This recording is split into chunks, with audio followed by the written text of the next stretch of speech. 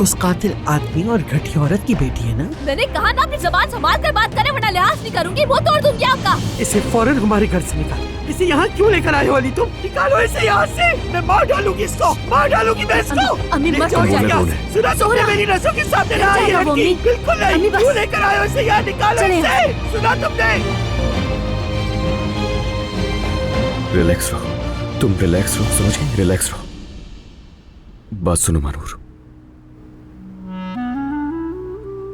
वो मेरी खाला है और इसीलिए मुझसे नफरत है उनको, क्योंकि उनकी बहन के कातिल की बेटी हूं मैं, और